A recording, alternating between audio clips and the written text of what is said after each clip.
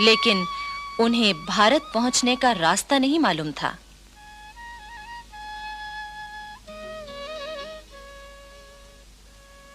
आखिर एक दिन कोलंबस नामक यात्री भारत की खोज के लिए निकला, लेकिन अफसोस उसने पश्चिम का रास्ता पकड़ लिया और वो जा पहुंचा अमेरिका। बस लगभग इन्हीं दिनों पुर्तगाल से भी एक यात्री सोने की चिड़िया खोजने चला था। 22 मई 1498 को उसका जहाज मालाबार तट पर कालीकट पहुंचा।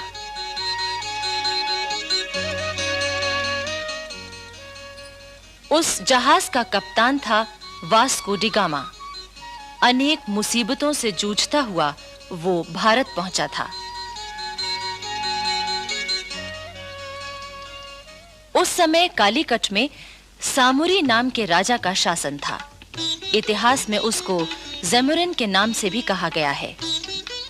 वास्को डी गामा सामुरी के दरबार में गया। उसने सामुरी को कीमती भेंट दी। सामुरी ने वास्को डी गामा का स्वागत किया। वास्को डी गामा ने सामुरी के राज्य में व्यापार करने की इजाजत मांगी, जो तुरंत ही मिल गई। 2 ही साल बाद यानी 1500 ईस्वी में पुर्तगालियों ने कालीकट में एक कोठी बना ली। 3 साल बाद उन्होंने कोठी की किलेबंदी कर ली। वहां अपने सिपाही नियुक्त कर दिए। बहाना ये था कि ये काम वो अपनी रक्षा के लिए कर रहे हैं। वहां एक फौजी अफसर अल्बुकर्क को किलेदार बनाया गया। दरअसल ये पुर्तगालियों की एक चाल थी। सन 1506 में उन्होंने गोवा से बंगाल तक अपना व्यापार फैला लिया।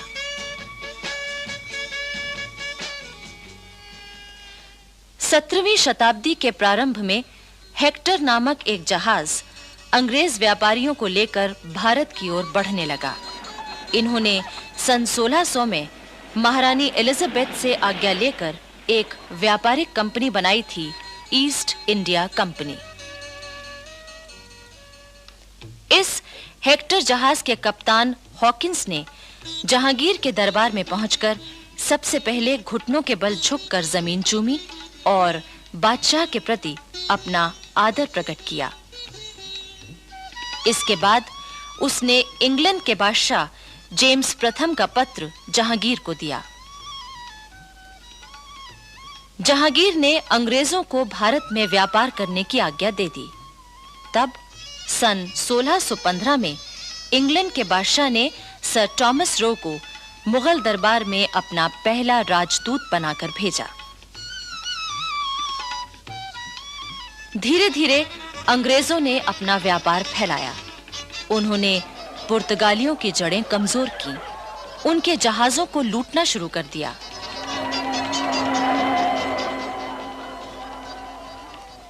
औरंगजेब के समय में तो उन्होंने कोठियां भी कायम कर लीं और अपनी हिफाजत के लिए किलेबंदी भी कर ली। इसी बीच भारत में फ्रांसीसी भी आए। उन्होंने भी अपना व्यापार फैलाया और जड़ें जमानी शुरू कर दी। उस समय उनका मुखिया था दुमास। औरंगजेब की मृत्यु के बाद मराठों ने कर्नाटक पर हमला किया। फ्रांसीसी कंपनी के मुखिया ने अपने सिपाहियों के जरिए कर्नाटक के नवाब की मदद की। मराठे हार गए। कर्नाटक और दिल्ली के बादशाह दोनों ने खुश होकर दुमास को नवाब की उपाधि दे दी। 2000 सवारों का सेनापति भी बना दिया। सन 1741 में दुमास की जगह डुप्ले नामक फ्रांसीसी कंपनी का हाकिम बन गया। ये बहुत चतुर सेनापति था। दरअसल डुप्ले पहला यूरोपवासी था जिसके मन में भारत में यूरोपीय साम्राज्य कायम करने की बात आई। डुप्ले ने उस समय के भारत की 2 कमजोरियों का फायदा उठाया। एक तो ये कि यहाँ के देशी राजा नवाब आपस में लड़ रहे थे। दूसरे ये कि उस समय राष्ट्रीयता की भावना लोग भूल गए थे। डुप्ले ने इसी फूट का फायदा उठाया। अंग्रेजों ने भी इस नीति का फायदा उठाया। उन्होंने न सिर्फ फ्रांसीसियों को कमजोर किया, बल्कि देशी राजाओं को लड़ाने और फिर उनमें से किसी एक की मदद करने की नीति अपनाई। बाद में उस मदद लेने वाले राजा को भी उन्होंने अपने प्रभाव में ले लिया। अब देखिए बंगाल में क्या हुआ। ये बात है 1755 की। उस समय बंगाल में नवाब अलीवर्दी खां का शासन था। अंग्रेजों ने अमीचंद नामक व्यापारी से मिलकर बंगाल पर हमला करने की तैयारी की, लेकिन बंगाल के शासक अलीवर्दी खां ने उनकी एक भी चाल न चलने दी। लेकिन अलीवर्दी खां बूढ़ा हो चुका था। उसने एक दिन अपने नवासे सिराजुद्दौला को अपने पास बुलाया। सिराजुद्दौला उस समय 24 बरस का था और वही अलीवर्दी खां का उत्तराधिकारी भी था। अलीवर्दी खां ने सिराजुद्दौला से कहा, बेटे, मुल्क के अंदर यूरोपियन कौमों की ताकत पर नजर रखना।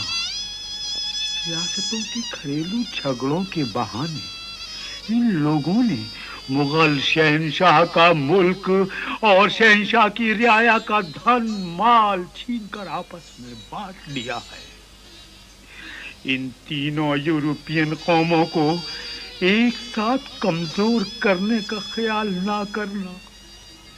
अंग्रेजों की ताकत बढ़ गई है। मेरे बेटे, उन्हें किले बनाने या फौजों को रखने की इजाजत ना देना। अगर तुमने ये गलती की तो मुल्क तुम्हारे हाथ से निकल जाएगा। अलीवर्दी खां की मृत्यु 10 अप्रैल 1756 को हुई और सिराजुद्दौला अपने नाना की गद्दी पर बैठा।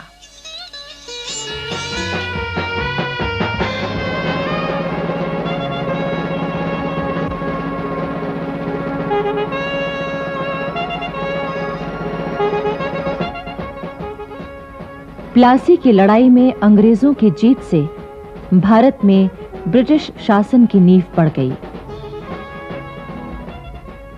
इस जीत में सेनापति मीर जाफर की बड़ी महत्वपूर्ण भूमिका थी, जिसने अपने मालिक सिराजुद्दौला के साथ विश्वासघात किया था। अंग्रेजों ने मीर जाफर को बंगाल का नवाब बना दिया और मुर्शिदाबाद में सिराजुद्दौला के तख्त पर वो बड़ी शान से बैठ गया। इसके बदले मीर जाफर ने कंपनी को 24 परगने की जागीरदारी सौंप दी। लेकिन मीर जाफर अपनी गद्दी पर एक दिन भी चैन से न बैठ सका। वो एक कमजोर, अयोग्य और नासमझ शासक सिद्ध हुआ। वो अंग्रेजों के हाथों की कठपुतली बनकर रह गया। क्लाइव की इच्छा के खिलाफ वो कोई काम नहीं कर सकता था। अंग्रेजों की बढ़ती हुई जातियों से तंग आकर मीर जाफर ने अपने नौजवान दामाद मीर कासिम को कलकत्ते भेजा ताकि वो अंग्रेजों से बातचीत करे और उनका दबाव कुछ कम हो जाए। लेकिन अंग्रेजों ने नई चाल चली और मीर कासिम को अपनी ओर मिला लिया। ये तय किया गया कि मीर कासिम को वजीर बनाकर उसे तमाम अधिकार दे दिए जाएं और मीर जाफर को खर्च के लिए कुछ रकम बतौर पेंशन दे दी जाए। 20 अक्टूबर 1760 को सूरज निकलने से पहले मीर जाफर का महल अंग्रेजों की फौजों ने घेर लिया। मीर जाफर को जब अंग्रेजों की नई चाल का पता चला तो वो किस तरह परेशान हुआ, इसका एक चित्र अंग्रेज इतिहासकार कर्नल मालेसन के शब्दों में। उस सुबह को बूढ़े नवाब को उस दिन की अवश्य याद होगी जब उसने प्लासी के मैदान में अंग्रेजों का साथ दिया था और अपने मालिक तथा रिश्तेदार सिराजुद्दौला के साथ विश्वासघात किया था। मीर जाफर अवश्य इस समय सोचता होगा कि यदि प्लासी में मैं अपने उस बालक रिश्तेदार के साथ वफादार रहा होता जिसने अत्यंत हसरत भरे शब्दों में मुझसे अपनी पगड़ी की लाज रखने की प्रार्थना की थी तो मेरी हालत कितनी अच्छी होती। जिस सत्ता को मैंने इतने नीच और गलत तरीके से प्राप्त किया था, उससे मुझे क्या फायदा पहुंचा? वे लोग जिनके हाथ मैंने अपना मुल्क बेचा था, आज वे मुझे डरा रहे हैं। जो गुस्ताख विदेशी प्लासी से अब तक मुझ पर हुक्म चलाते रहे और जो अब मुझे गद्दी से उतारने की धमकी दे रहे हैं, यदि प्लासी में मैंने उनके नाश की वजह बनने का यश प्राप्त कर लिया होता तो इस समय मेरे हाथों में असली हुकूमत होती। मेरा नाम इज्जत से लिया जाता और मेरा मुल्क बच गया होता। आखिर मीर जाफर को अंग्रेजों के सामने घुटने टेकने पड़े और अंग्रेजों की नींव और मजबूत होने लगी। उन्होंने मीर कासिम से बंगाल के 3 जिले और ले लिए, साथ ही 3 करोड़ रुपए का सोना आदि वसूल किया। सन 1759 में दिल्ली की गद्दी पर मुगल बादशाह शाह आलम बैठा। अंग्रेजों ने अपनी चालों से शाह आलम को अपनी ओर मिलाने की कोशिश शुरू कर दी।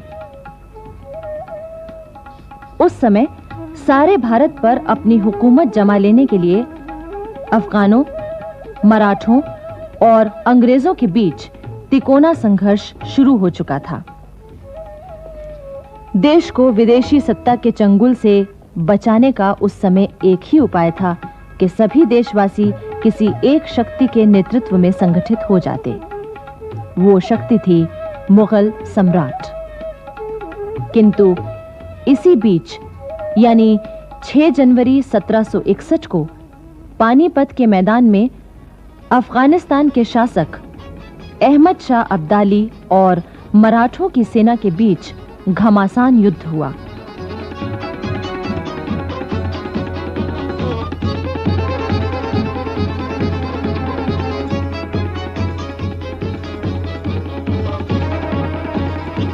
मराठे तो हार गए, पर अब्दाली को भी जीत के बावजूद काफी नुकसान उठाना पड़ा। वो अफगानिस्तान लौट गया और इधर मराठे कमजोर हो गए। बच रहे केवल अंग्रेज, जिन्होंने अपना प्रभाव बढ़ाना शुरू कर दिया।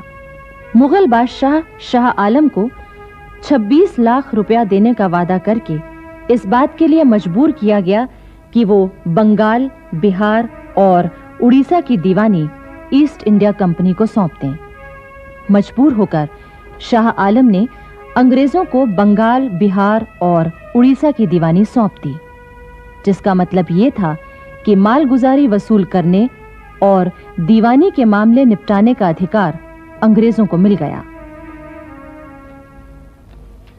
सन 1765 से 1772 तक बंगाल में अंग्रेजों का ये शासन इतना भयानक था कि उसने बंगाल को चूसकर कंकाल बना दिया। सारे बंगाल में तबाही, गरीबी, भुखमरी और अकाल फैल गए। चारों ओर मौत नजर आने लगी। सन 1772 में वॉरेन हेस्टिंग्स कंपनी का गवर्नर बनकर कलकत्ता आया। इतिहासकार कहते हैं कि क्लाइव ने देश में अंग्रेजी राज की जो बुनियाद रखी थी, वॉरेन हेस्टिंग्स ने उसे और भी पक्का किया। उसके सामने एक ही बात थी, चाहे ईमानदारी से हो या बेईमानी से, जैसे भी हो, जल्दी से जल्दी भारत की अधिक से अधिक दौलत को इंग्लैंड भेज दिया जाए। अब आइए महाराष्ट्र की ओर चलें। ईस्ट इंडिया कंपनी की बढ़ती हुई ताकत और सत्ता के लिए मराठों की ताकत आंख का कांटा बनी हुई थी। इसलिए अंग्रेजों ने एक चाल खेली। उस समय पेशवा की गद्दी पर रघुनाथ राव बैठा हुआ था।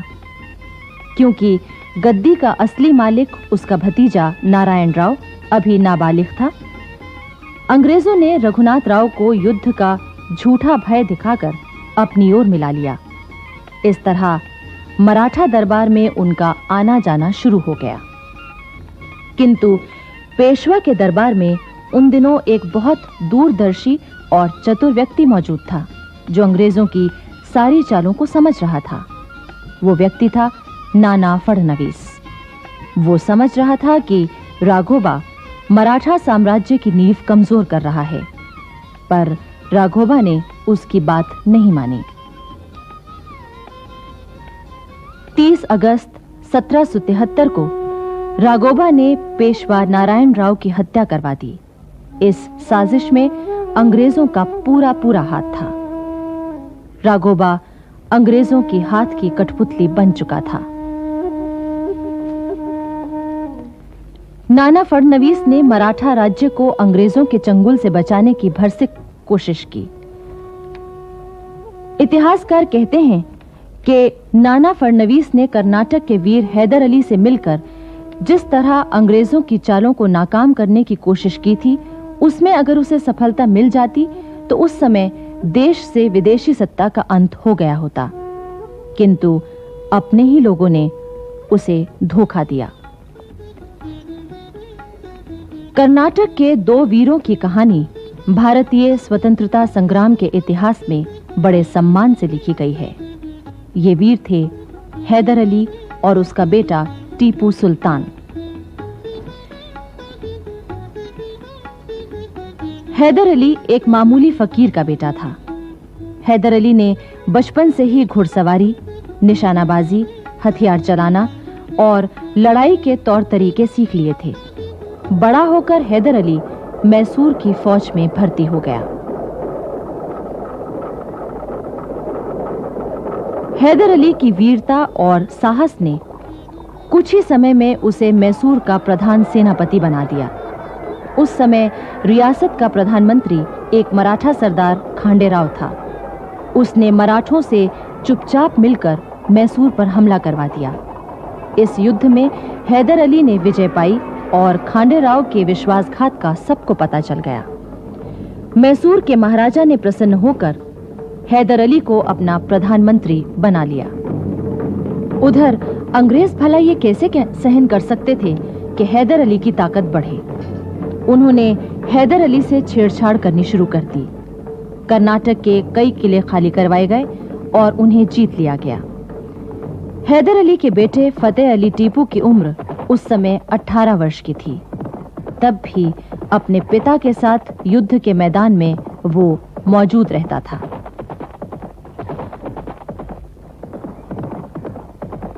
कर्नाटक को अंग्रेजों से खाली कराने और उस पर अधिकार करने के बाद हैदर अली ने टीपू को 5000 सैनिकों के साथ मद्रास की ओर भेजा, जहां अंग्रेजों का जमाव था।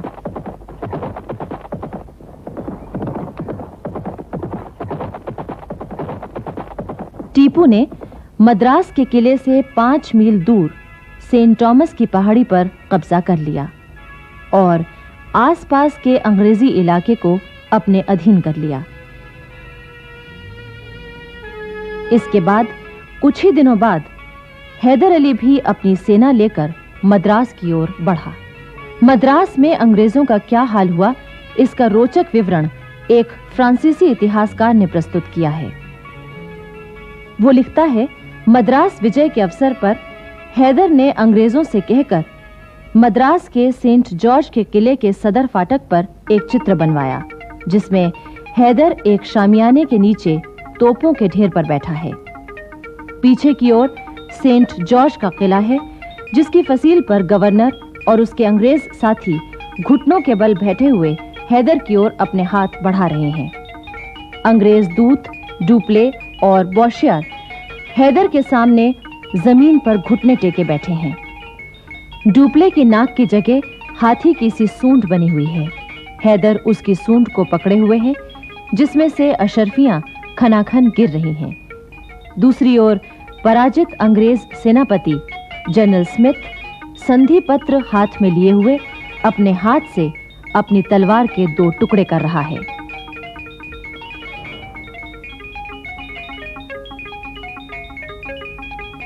अंग्रेजों की इस हार का असर यह हुआ कि इंग्लैंड में ईस्ट इंडिया कंपनी के हिस्सों की दर गिरकर 40% रह गई। हैदर और टीपू की विजय की खबरें पहुंचते ही इंग्लैंड में कंपनी की साख गिरने लगी।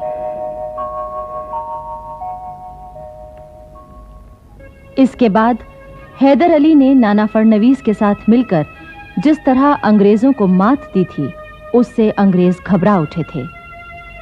लेकिन 6 दिसंबर 1782 की रात को हैदर अली की अचानक मृत्यु हो गई, जिससे नाना फडणवीस की सारी आशाएं चूर-चूर हो गईं।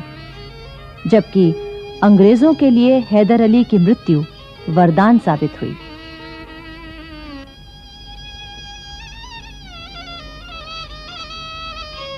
हैदर अली के बाद उसका बेटा टीपू सुल्तान कर्नाटक का शासक बना। अंग्रेजों ने उसे भी चैन से न बैठने दिया, उसको बदनाम किया, उसके साथ धोखा किया और उसे युद्ध में उलझाए रखा। लेकिन टीपू भी अंग्रेजों के लिए बड़ी दहशत था। अंग्रेज उसके नाम से खौफ खाते थे, किंतु अंत में वो भी अपने ही लोगों के विश्वासघात का शिकार हुआ। अपनी अंतिम सांस तक वो बहुत बहादुरी से लड़ा। वो कहा करता था, 2 दिन शेर की तरह जीना ज्यादा अच्छा है, बजाय 200 वर्ष भेड़ की तरह जीने के। श्रीरंगपट्टनम स्थित टीपू की कब्र आज भी उसके साहस और वीरता के गुण गाती है।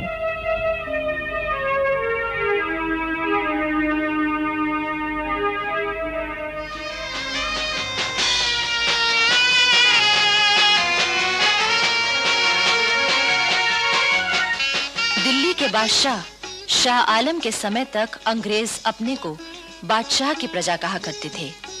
गवर्नर जनरल की मोहर पर भी दिल्ली सम्राट का विशेष सेवक शब्द लिखे रहते थे। जब भी कोई अंग्रेज अफसर, चाहे वो गवर्नर जनरल ही क्यों ना हो, शाह आलम के दरबार में जाता था तो अदब के साथ खड़ा होता था और उन्हें भेंट देता था।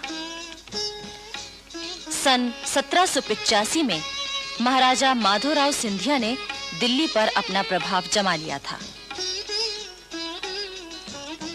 मुगल सम्राट के सारे अधिकार माधोराव सिंधिया के पास आ गए थे और इसके बदले शाह आलम को केवल 6 लाख रुपया सालाना दिए जाने लगे। शाह आलम सिंधिया परिवार के व्यवहार से कितना खुश था, इसका परिचय सम्राट की एक कविता से मिलता है, जिसका अर्थ है, माधोजी सिंधिया जो मेरे जिगर का टुकड़ा और मेरा बेटा है, मेरे दुखों को दूर करने में लगा हुआ है। कंपनी के जनरल मार्क्विस वेलेस्ली ने फूट डालकर अपना काम निकालने की नीति में अब तक काफी सफलता पाई थी। यहाँ भी उसने यही किया। मुगल बादशाह शाह आलम को उसने मराठों के खिलाफ भड़काया और इस तरह दिल्ली मराठों से खाली हो गई।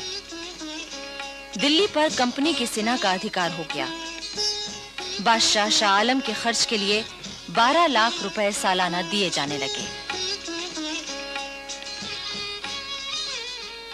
उधर अवध में अंग्रेजों ने नवाब वजीर अली को कैद करके बनारस भेज दिया और उसकी जगह सादत अली को नवाब बना दिया। सादत अली और अंग्रेजों के बीच चिरस्थायी दोस्ती की संधि लिखी गई, लेकिन जल्दी ही अंग्रेजों का दबाव बढ़ने लगा।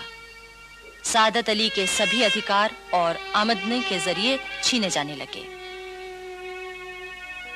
नवाब सादत अली ने कंपनी के रेजिडेंट मिस्टर स्टॉक के जरिए जनरल वेलेस्ली को एक पत्र भेजा, जिसमें कहा गया था कि कंपनी सरकार अपनी ही शर्तों को तोड़ रही है। लेकिन वेलेस्ली ने कहा, नवाब का ये खत इतने गुस्ताखी भरे शब्दों में लिखा हुआ है कि मैं इसे लेने से इनकार करता हूँ।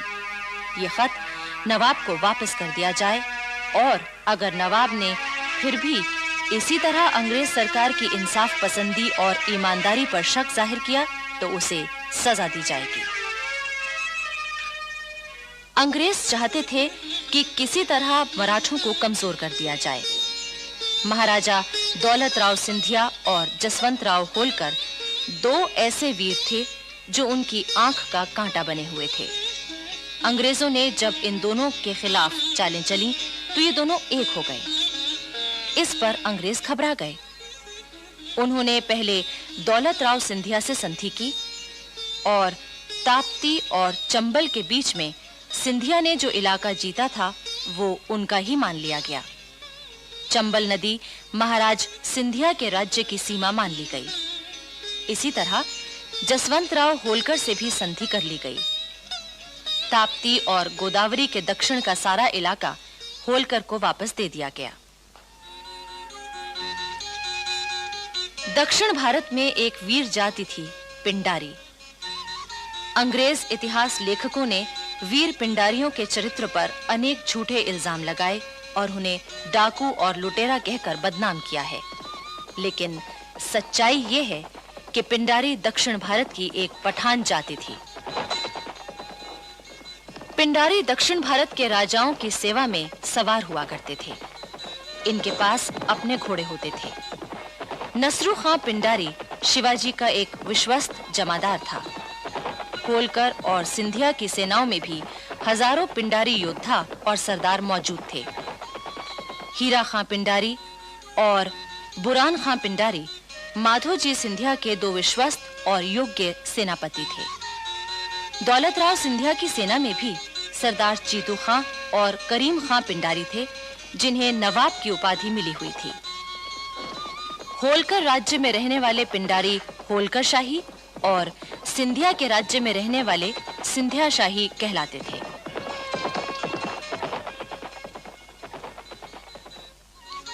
लॉर्ड हेस्टिंग्स ने मराठों की ताकत को कम करने के लिए पिंडारियों को नष्ट करने का निर्णय लिया। अंग्रेजों ने उन्हें लुटेरा और डाकू कहा, उनमें फूट फैला दी और इस तरह आपसी झगड़ों में उलझाकर उन्हें खत्म कर दिया गया।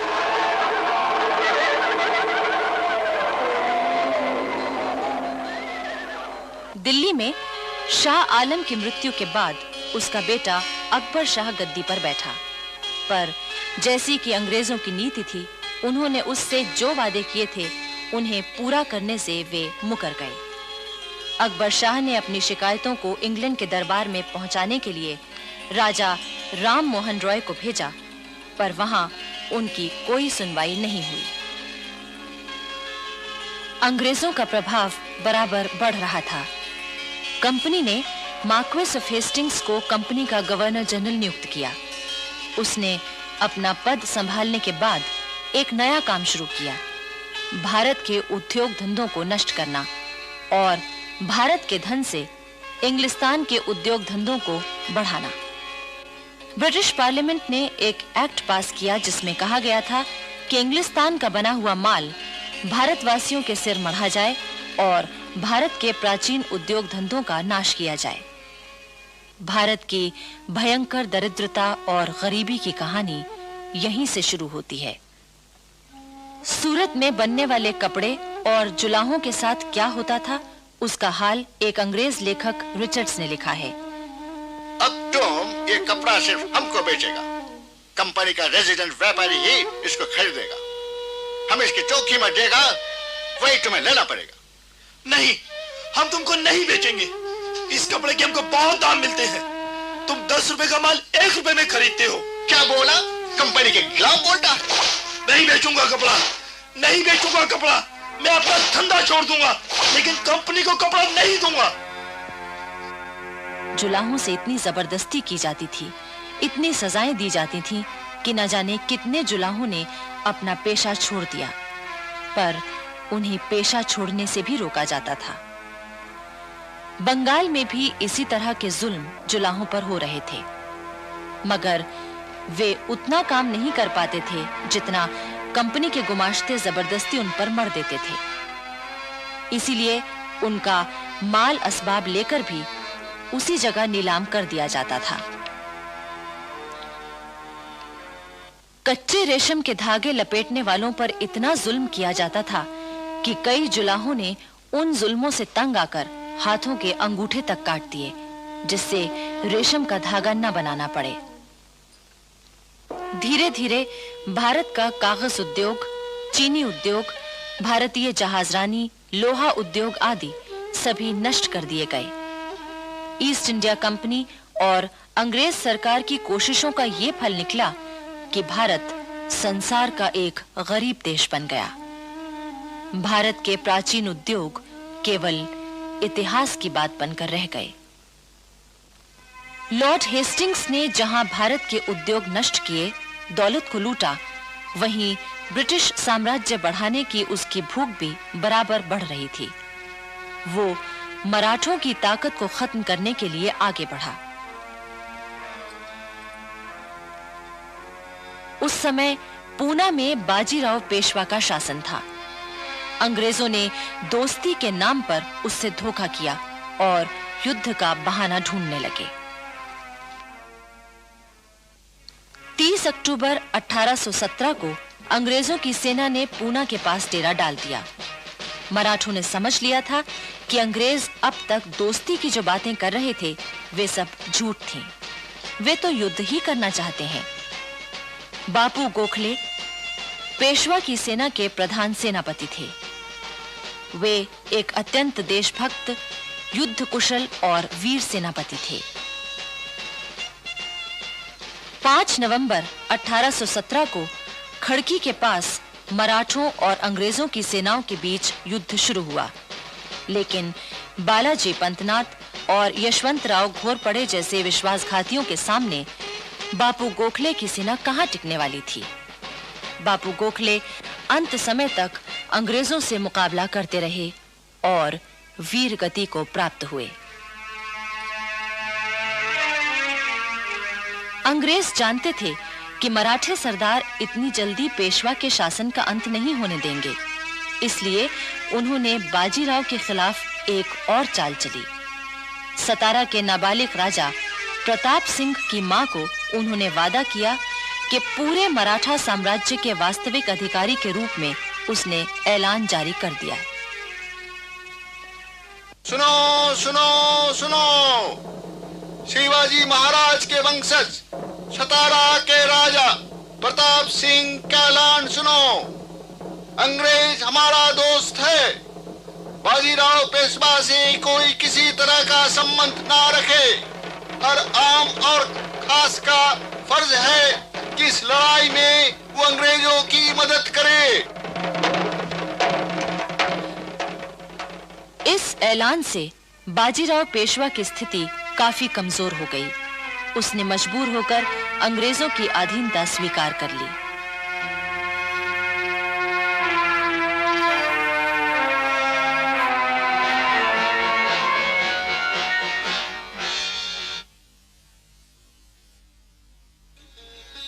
दिल्ली में सम्राट अकबर शाह ने बहुत कोशिश की कि उसको खर्च की रकम ज्यादा दी जाए, लेकिन अंग्रेज उसे इसके बदले नीचा दिखाने की कोशिश करते रहे।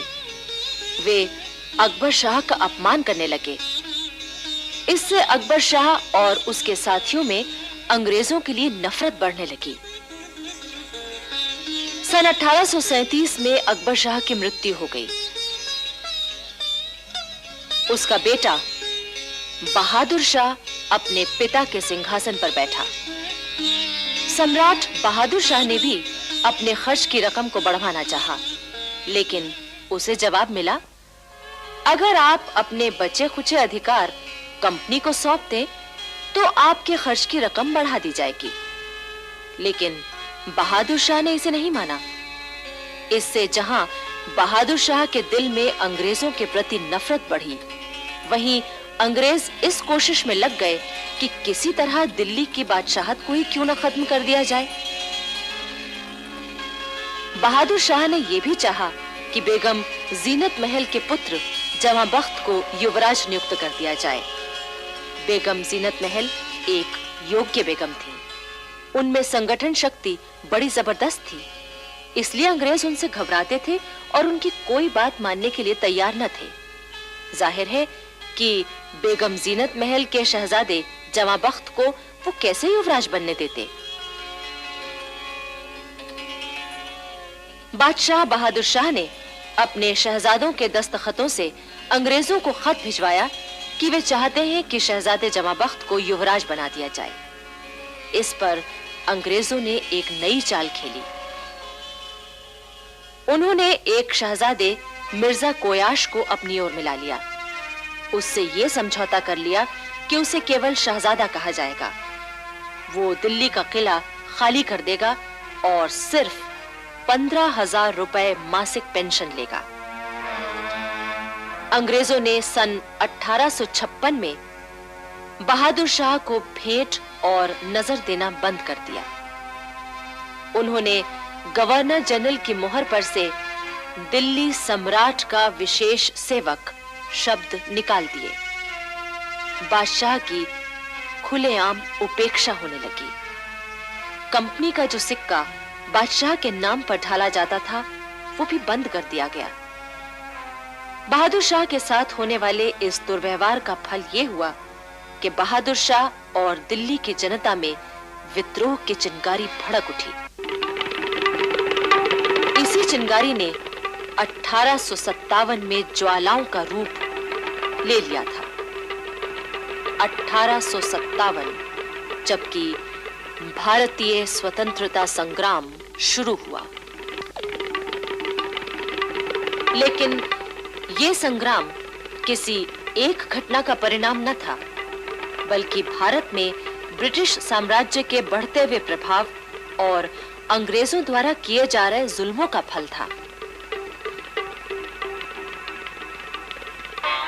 एक ओर दिल्ली के सम्राट बहादुर शाह जफर के मन में अंग्रेजों के प्रति घोर घृणा बैठ चुकी थी, तो दूसरी तरफ वो हर समय इसी चिंता में डूबे रहने लगे कि किस प्रकार मुल्क से अंग्रेजों को निकाला जाए।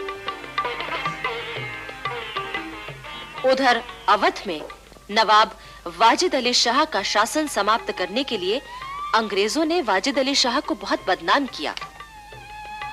सच तो यह है कि वाजिद अली शाह ने गद्दी पर बैठते ही सेना को सुधारने के लिए बड़े कड़े नियम बनाए थे। वे रोज सवेरे अपनी सेना से कवायद करवाते थे और खुद भी घोड़े पर मौजूद रहते थे। कंपनी के अफसरों को नवाब की हरकतें भला कैसे पसंद आती?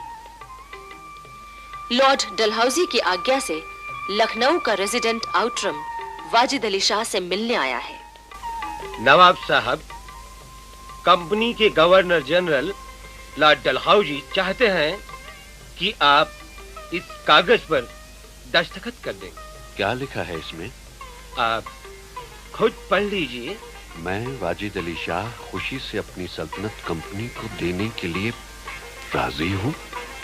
नहीं नहीं नहीं नहीं, हरगिज़ नहीं। आपका भलाई इसी में है कि आप दस्तखत कर दें। कंपनी सरकार से झगड़ा करना अच्छा नहीं। ले जाइए इसे और कंपनी सरकार को हमारा फैसला सुना दीजिए। 3 दिन बाद कंपनी की सेना लखनऊ के महल में जबरदस्ती घुस गई। महलों को लूटा गया, बेगमों का अपमान किया गया।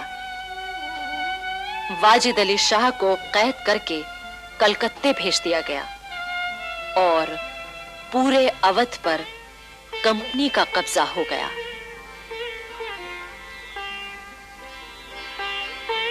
लॉर्ड डलहौजी की अपहरण नीति ने भी 1857 की क्रांति के बीज बोए थे। डलहौजी ने भारतीय नरेशों पर यह पाबंदी लगाई थी कि अगर उनके अपना पुत्र न हो तो वे कंपनी की मंजूरी के बिना किसी को गोद लेकर राज्य का उत्तराधिकारी नहीं बना सकते। अपनी इस नीति के जरिए डलहौजी ने किसी न किसी बहाने से बहुत सी रियासतों को कंपनी के अधिकार में ले लिया था। सतारा, पंजाब, नागपुर, सिक्किम, संबलपुर आदि रियासतें इसी तरह ली गईं। किंतु सबसे विस्फोटक स्थिति उत्पन्न हुई झांसी में। झांसी के राजा गंगाधर राव की मृत्यु 21 नवंबर 1853 को हुई। मृत्यु से पहले उन्होंने अपने ही कुल के एक बालक दामोदर राव को गोद लिया था और कंपनी को इसकी सूचना दी थी। लेकिन लॉर्ड डलहौजी तो झांसी को हड़पना चाहता था। 13 मार्च 1854 को एक ऐलान द्वारा झांसी की रियासत जबरदस्ती कंपनी के राज में मिला ली गई। झांसी की रानी लक्ष्मीबाई ने डलहौजी के आदेश का कड़ा विरोध किया।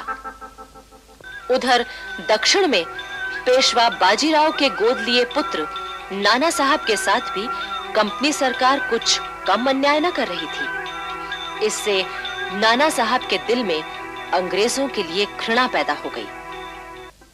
1857 की स्वतंत्रता क्रांति का एक कारण यह भी था कि अंग्रेजों ने भारतीयों के धार्मिक मामलों में हस्तक्षेप करके लोगों को अपने खिलाफ कर लिया था। इससे चारों ओर असंतोष फैल चुका था।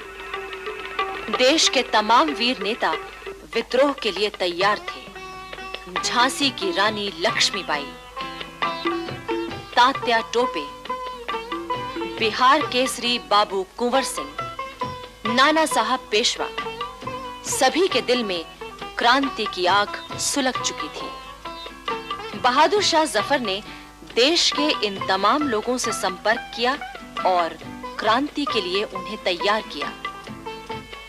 उधर बिठूर में नाना साहब के सलाहकार अजीमुल्लाह खान ने क्रांति के लिए एक गुप्त संगठन बनाया और इस तरह दिल्ली के बादशाह बहादुर शाह जफर के झंडे के नीचे मिलकर विद्रोह करने का निश्चय किया। इस विशाल गुप्त संगठन के लिए धन की कमी न थी। बैरकपुर से पेशावर तक और लखनऊ से सतारा तक हजारों राष्ट्रीय फकीर और साधु घूम-घूम कर एक-एक गांव और एक-एक पलटन में स्वतंत्रता संग्राम का प्रचार करने में जुट गए थे। उस समय क्रांति के 5 मुख्य केंद्र थे: दिल्ली, बिठूर, लखनऊ, कलकत्ता और सतारा। क्रांति के इस प्रचार में तमाशा, पवाड़ों, लावनियों और कठपुतलियों, नाटकों आदि का सहारा भी लिया गया। फकीर और साधु प्रचारकों को सवारी के लिए हाथी और मदद के लिए सिपाही दिए गए थे। सन 1857 के शुरू के दिनों में नाना साहब और अजीमुल्लाह खान तीर्थ यात्रा के बहाने बिठूर से निकले। नाना साहब का भाई बाला साहब भी उनके साथ था।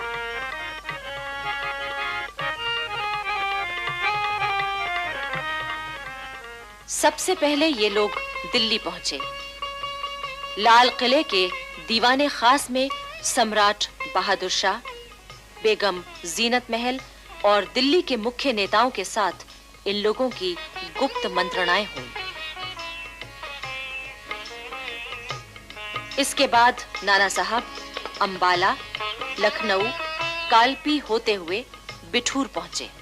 सन 1857 की क्रांति के लिए नेताओं ने अपने संगठन के 2 मुख्य चिन्ह तय किए थे: कमल का फूल और रोटी। कमल का फूल उन सब पलटनों में घुमाया जाता था जो इसमें शामिल थी। किसी एक पलटन का सिपाही फूल लेकर दूसरी पलटन में जाता था।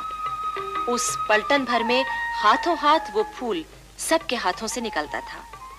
जिसके हाथ में वो सबसे अंत में आता था, उसका कर्तव्य होता था कि वो अपने पास की दूसरी पलटन तक उस फूल को पहुंचा दे। इसका गुप्त अर्थ ये लिया जाता था कि उस पलटन के सब सिपाही क्रांति के लिए तैयार हैं। इस तरह से हजारों कमल पेशावर से बैरकपुर तक तमाम पलटनों में घुमाए गए।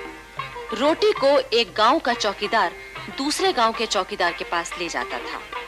उस चौकीदार का कर्तव्य होता था कि वो उस रोटी में से थोड़ी सी खुद खाकर बाकी गांव के दूसरे लोगों को खिला दे।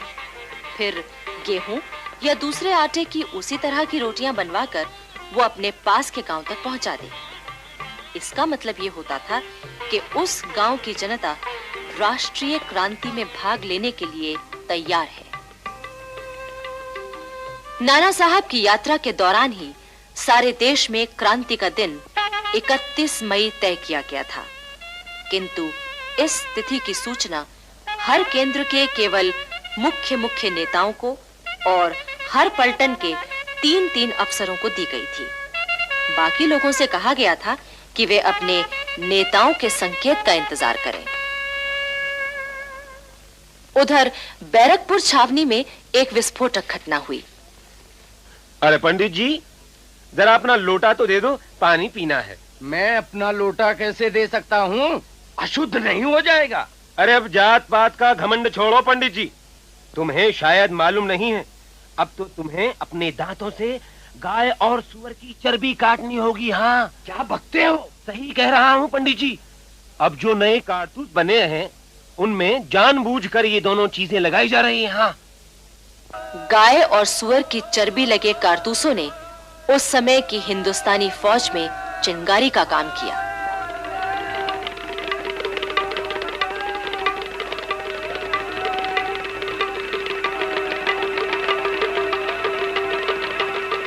फरवरी 1857 में बैरकपुर छावनी के 19 नंबर पलटन के सिपाहियों को नए कारतूस दिए गए। सिपाहियों ने उन कारतूसों को इस्तेमाल करने से मना कर दिया। 19 नंबर पलटन में एक सिपाही था, मंगल पांडे। वो इस घटना से बहुत भरा हुआ था। 29 मार्च 1857 को पलटन को परेड मैदान पर बुलाया गया। अभी पलटन आकर खड़ी हुई ही थी कि अपनी भरी हुई बंदूक लेकर मंगल पांडे सामने कूद पड़ा और चिल्ला चिल्ला कर कहने लगा, भाइयों आओ, आप पीछे क्यों रहते हो? आओ, मैं आपको धर्म की सौगंध दिलाता हूँ। आजादी पुकार रही है कि हम फौरन अपने धोखेबाज दुश्मनों पर हमला बोल दें। रुकने का समय नहीं है। सार्जेंट मेजर ह्यूसन ने आदेश दिया कि मंगल पांडे को गिरफ्तार कर लिया जाए, पर सिपाही एक बार मंगल पांडे को देखते और एक बार अंग्रेज अफसर को। अगले ही क्षण मंगल पांडे की बंदूक से गोलियां चल पड़ी। मेजर ह्यूसन की लाश वहीं गिर पड़ी। लेफ्टिनेंट बॉग भी मरा नहीं था। उसने मंगल पांडे पर पिस्तौल से गोली चलाई, पर मंगल पांडे बच गए। इसके बाद मंगल पांडे तलवार निकालकर बॉग पर टूट पड़े और उसे मार दिया। थोड़ी देर में एक और अंग्रेज अफसर आया। उसने पांडे पर हमला करना चाहा तो एक सिपाही ने बंदूक का कुंदा उसके सर पर दे मारा। सारे सिपाही चिल्ला उठे, मंगल पांडे को हाथ मत लगाओ। इसके बाद एक बड़ा अफसर जनरल हियर्स गोरे सिपाहियों को लेकर आया। मंगल पांडे कह रहे थे, भाइयों, अब खड़ा भर चुका है, आप लोग विद्रोह का झंडा उठाएं। लेकिन सिपाही कुछ नहीं बोले। जब मंगल पांडे ने देखा कि सिपाही कुछ नहीं कर रहे हैं और वो अंग्रेज सैनिकों से घिर गया है, तो उसने अपने सीने में बंदूक दाग ली और वहीं गिर पड़े, पर मरे नहीं। मंगल पांडे को गिरफ्तार कर लिया गया और अस्पताल में उनका इलाज हुआ। 6 मई 1857 मेरठ छावनी में 90 हिंदुस्तानी सवारों की एक कंपनी को प्रयोग के तौर पर नए किस्म के कारतूस दिए गए। ये वही कारतूस थे जिनके बारे में कहा गया था कि इनमें गाय और सूअर की चर्बी लगी है। इन कारतूसों को दांत से काटकर चलाना था। 90 में से 85 सिपाहियों ने उन कारतूसों को इस्तेमाल करने से मना कर दिया। इन 85 सिपाहियों का कोर्ट मार्शल हुआ। आज्ञा न मानने के जुर्म में उन्हें 8 से 10 साल कैद की सजा सुनाई गई। 9 मई की सुबह उन 85 बंदी सिपाहियों को परेड मैदान में लाकर खड़ा किया गया।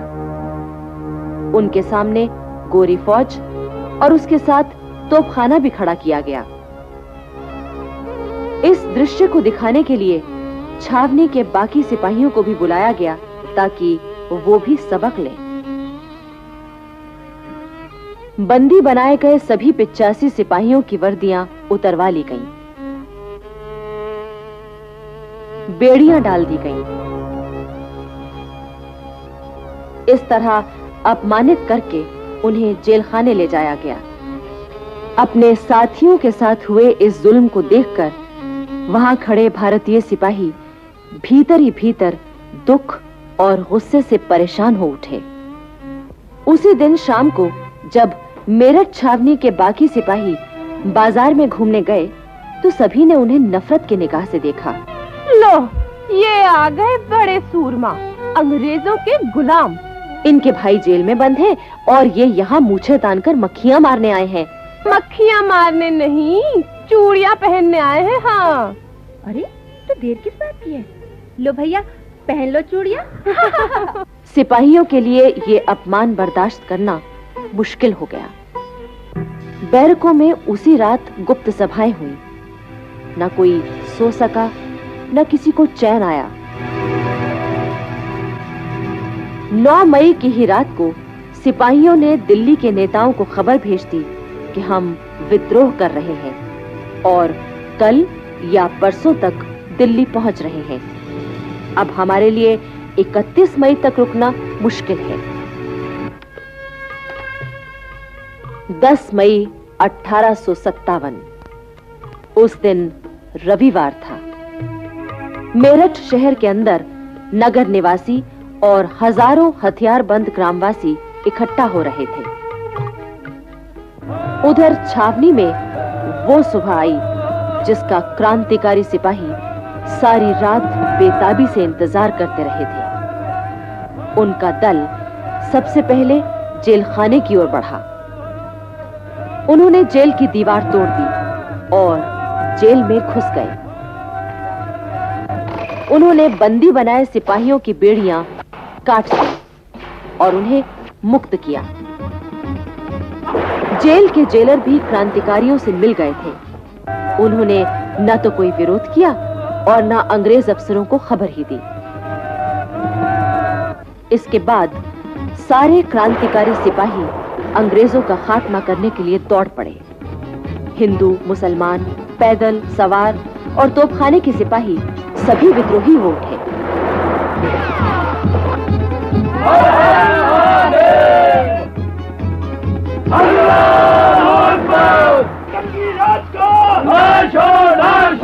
सब तरफ एक ही नारा गूंज उठा। उस दिन मेरठ में बहुत से अंग्रेज मारे गए। बंगलों, दफ्तरों और होटलों में आग लगा दी गई। शहर और छावनी दोनों जगह भयंकर विद्रोह छिड़ चुका था। तारों को काट दिया गया था और रेलवे लाइन पर क्रांतिकारी सिपाहियों का पहरा लगा था। 11 मई 1857 की सुबह 8 बजे क्रांतिकारियों का दल दिल्ली पहुंचा। वे 10 तारीख की रात को ही मेरठ से चल दिए थे। दिल्ली के क्रांतिकारी नेताओं को तो उनके आने की खबर थी, लेकिन अंग्रेज अफसरों को कुछ भी पता नहीं था। जैसे ही अंग्रेज फौजी अफसर कर्नल रिप्ले को खबर मिली, वो 54 नंबर देसी पलटन को लेकर मुकाबले के लिए आगे बढ़ा। अपने भारतीय सिपाहियों को मुकाबले में देखकर मेरठ के क्रांतिकारियों ने हर हर महादेव, अल्लाह अकबर, अंग्रेजी राज का नाश हो, बहादुर शाह जफर की जय ऐसे नारे लगाए। अपने सामने खड़े आजादी के दीवाने सिपाहियों को देखकर 54 नंबर पलटन के दिल में भी राष्ट्रीयता जाग उठी। वे मेरठ के सिपाहियों से लड़ने की बजाय गले मिलने लगे। कर्नल रिप्ले ये देखकर घबरा गया। वो भागना चाहता था, पर क्रांतिकारी सिपाहियों ने उसे मार दिया। अब दिल्ली और मेरठ के क्रांतिकारी सिपाहियों ने कश्मीरी दरवाजे से दिल्ली में प्रवेश किया। उधर बहादुर शाह जफर और बेगम जीनत महल ने सोचा कि अब 31 मई तक इंतजार करना ठीक ना होगा। अगर अंग्रेजों को मौका मिल गया तो वो क्रांति को दबा देंगे। शाम तक मेरठ की पैदल सेना और तोपखाना भी दिल्ली पहुंच गया। लाल किले में पहुंचकर क्रांतिकारी सेना ने बहादुर शाह जफर के नाम 21 तोपों की सलामी दी।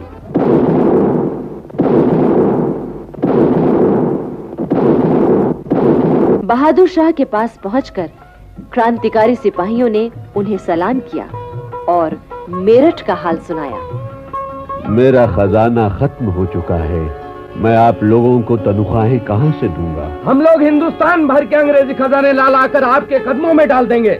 अगर आप लोगों में कुर्बानी का इतना हौसला है तो मैं आपका साथ दूंगा। वैसे आप जानते हैं कि मैं बूढ़ा और कमजोर हूँ, इसलिए आपको अपना रहनुमा तो चुनना ही होगा। बहादुर शाह जफर की जय! बहादुर शाह जफर की जय! एक बार फिर लाल किले पर बहादुर शाह जफर का हरा और सुनहरा झंडा फहरा उठा। इसके बाद क्रांतिकारियों ने अंग्रेजों के तमाम खजाने, बैंक, इमारतें आदि अपने कब्जे में ले ली। जहां जो अंग्रेज मिला उसे कत्ल कर दिया गया। 11 मई से 16 मई तक दिल्ली में अंग्रेजों का कत्लेआम हुआ। दरियागंज के तमाम अंग्रेजी बंगले जला दिए गए। अब बारी थी दिल्ली के शस्त्र भंडार की, जिसमें करीब 9 लाख कारतूस, 10,000 बंदूकें और बहुत सा गोला बारूद था। यहाँ पर 9 अंग्रेज सिपाहियों का पहरा था। वे किसी भी हालत में ये शस्त्र भंडार क्रांतिकारी सेना को सौंपने को तैयार नहीं थे।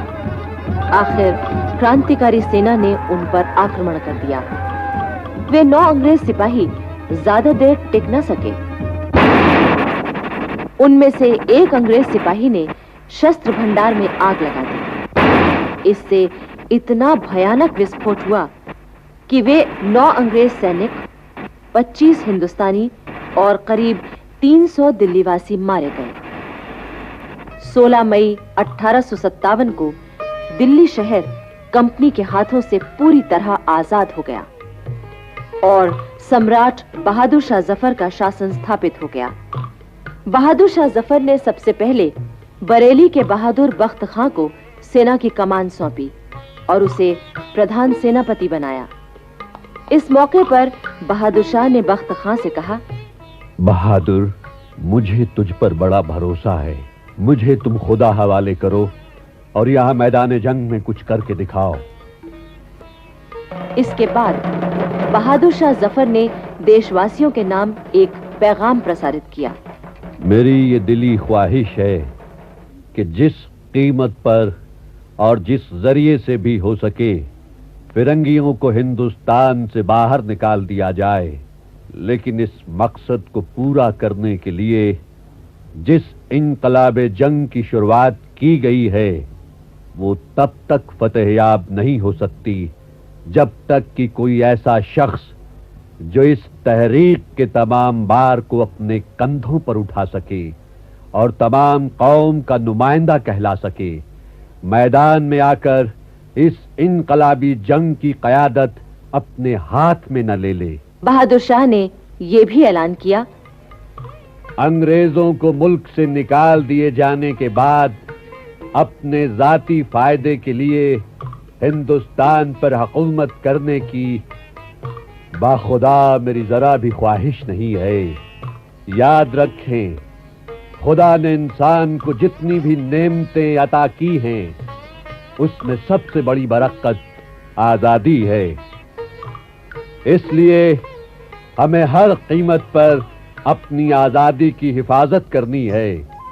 मैं खुदा को हाजिर नाजिर जानकर आपसे ये भी वायदा करता हूँ कि मुल्क से अंग्रेजों के निकाल दिए जाने के बाद मैं अपने तमाम शाही अख्तियारात कौम के उस शख्स को सौंप दूंगा जिसे आप लोग चुनेंगे। क्रांति की चिंगारी सारे देश में फैल चुकी थी। दिल्ली के सेनापति ने तमाम देश के बहादुर फौजों को संगठित करने के लिए खत भेजे। उन खतों में लिखा गया था, भाइयों, दिल्ली में अंग्रेजों के साथ जंग हो रही है। खुदा की दुआ से हमने अंग्रेजों को जो पहली शिकस्त दी है उससे वो इतना घबरा गए हैं जितना किसी दूसरे मौके पर इन शिकस्तों से भी ना घबराते। बेशुमार हिंदुस्तानी बहादुर दिल्ली में आ आकर जमा हो रहे हैं। ऐसे मौके पर अगर आप खाना वहां खा रहे हैं तो हाथ यहां आकर धोइए। शाहों का बादशाह जहां बना हमारा दिल्ली का शहंशाह आपका इस्तकबाल करेगा और आपकी खिदमत का सिला देगा। हमारे कान इस तरह आपकी तरफ लगे हुए हैं जिस तरह रोजेदारों के कान अजान देने वालों की तरफ लगे रहते हैं। हम आपकी तोपों की आवाज सुनने के लिए बेचैन हैं। हमारी आंखें आपके दीदार की प्यासी उसी तरह सड़क पर लगी हुई हैं जिस तरह कासिद की आंखें लगी रहती हैं। आइए, आपका फर्ज है, फौरन आइए। हमारा घर आपका घर है। दिल्ली आजाद हो चुकी थी और 11 मई से 31 मई 1857 तक दिल्ली की क्रांति की खबर बिजली की तरह सारे देश में फैल गई। पर दूसरे शहरों के क्रांतिकारी नेता ये निश्चय नहीं कर पाए कि वो अपने यहाँ तुरंत क्रांति शुरू कर दें या 31 मई तक इंतजार करें। फिर भी ये लपटें तो क्रांति की लपटें थीं, बगावत की लपटें। फैली तो फैलती चली गईं। बुलंदशहर छावनी में 9 नंबर पलटन के सिपाहियों ने एक क्रांति के प्रचारक को पकड़ लिया। इस प्रचारक को पलटन के मुख्यालय अलीगढ़ लाया गया। अंग्रेज अफसरों ने उसे फांसी की सजा दी। 20 मई 1857 शाम का समय था। देशी सिपाहियों के सामने उस प्रचारक को फांसी पर लटका दिया गया। ये देखकर देशी सिपाहियों में क्रोध भड़क उठा। देखते क्या हो, ये शहीद देश की आजादी के लिए बलिदान हो गया और हम लोग खड़े खड़े तमाशा देख रहे हैं। अरे आगे बढ़ो और इन फिरंगियों का नाश कर दो। अंग्रेज डर के मारे कांप उठे। अगर तुम लोग अपनी जान बचाना चाहते हो तो फौरन अलीगढ़ छोड़ दो। और 20 मई की रात को ही अलीगढ़ अंग्रेजों से खाली हो गया। अलीगढ़ पर हरा झंडा फहराते हुए क्रांतिकारी सिपाही खजाना और गोला बारूद लेकर दिल्ली की ओर चल पड़े। फिर क्रांति की लपटें मैनपुरी होती हुई इटावा पहुंची। इटावा के कलेक्टर ह्यूम ने पुलिस और जनता के प्रतिनिधियों से मदद मांगी कि क्रांतिकारियों को दबाया जाए, पर उसे कोई जवाब नहीं मिला।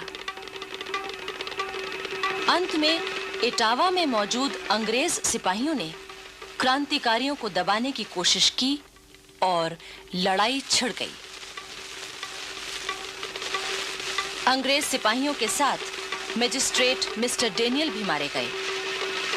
बचे हुए अंग्रेज किसी तरह जान बचाकर भागे। मिस्टर ह्यूम तो महिलाओं के वेश में भागे। अब बगावत की लपटें बरेली पहुंच गईं। यहां क्रांति की योजना बना रहे थे नवाब खान बहादुर खां। बड़ी होशियारी से, सावधानी से, चुपचाप 31 मई 1857 की सुबह ठीक 11 बजे तोप छूटी और 68 नंबर पलटन ने क्रांति का बिगुल फूंक दिया। अंग्रेजी झंडा उतारा गया, हरा झंडा फहराने लगा। बरेली की क्रांति में अफसरों सहित अनेक अंग्रेज मारे गए। केवल 32 अंग्रेज अपनी जान बचाकर भाग सके। खान बहादुर खां पूरे रुहेलखंड के सूबेदार बने और बख्त खां प्रधान सेनापति। खान बहादुर खां ने जनता के नाम एक ऐलान जारी किया। हिंदुस्तान के रहने वालों, आजादी का पाक दिन जिसका बहुत अरसे से इंतजार था आ पहुंचा है। मुसलमानों, अगर तुम कुरान की इज्जत करते हो, हिंदुओं अगर तुम गौ माता की इज्जत करते हो, तो अब अपने छोटे छोटे झगड़ों को भूल जाओ और इस पाक जंग में शामिल हो जाओ। एक झंडे के नीचे लड़ो और खून की नदियों से अंग्रेजों का नाम हिंदुस्तान से धो डालो। उधर दिल्ली पर बहादुर शाह जफर का शासन हो चुका था। उनके बुलावे पर बरेली के बहादुर बख्त खां भारतीय सेना के सेनापति बनने के लिए चल पड़े।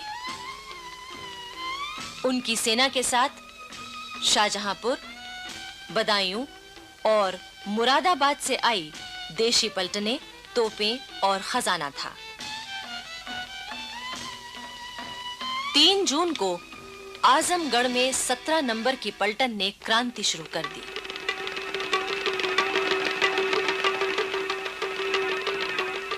लेकिन उन्होंने अंग्रेजों को मारा नहीं, बल्कि उनके वहां से चले जाने का बंदोबस्त करके इमारतों, खजानों और गोला बारूद पर कब्जा कर लिया। 4 जून 1857 को ये चिंगारी बनारस पहुंची।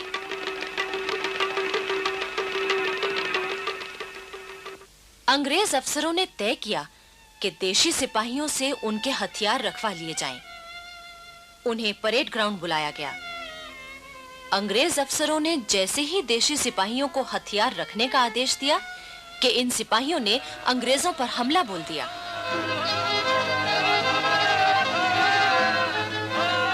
अंग्रेजों ने सिख पलटन को मुकाबले के लिए आगे किया, लेकिन मुकाबला तो दूर, वो अपने भाइयों से गले मिलने लगे। जब मुकाबला ही नहीं तो लड़ाई कैसी? अंग्रेजों को शांतिपूर्वक बनारस से जाने दिया गया। इलाहाबाद तो पास ही था। ये लपटें वहां भी पहुंच गईं। इलाहाबाद के किले में गोला बारूद और हथियारों का बहुत बड़ा भंडार, 6 नंबर की देशी पलटन और मुट्ठी भर अंग्रेज सिपाही थे। देशी सिपाही क्रांति के लिए तैयार थे, पर उन्होंने बड़ी चालाकी से अंग्रेजों को बहकावे में रखा। हम तो आपके साथ हैं हुजूर। हुजूर, हमें दिल्ली भेज दीजिए, हम बाकियों के टुकड़े टुकड़े कर देंगे।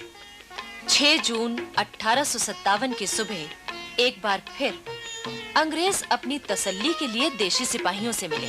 भरोसा कीजिए। भरोसा तो कीजिए आप। भरोसा तो कीजिए ना हुजूर हम पर आप। उन्होंने बड़े स्नेह से अंग्रेजों को गले लगाया। उसी रात जब अंग्रेज खाना खा रहे थे कि अचानक बिगुल की आवाज गूंज उठी। अंग्रेज घबरा उठे। इस वक्त ये बिगुल की आवाज कैसी?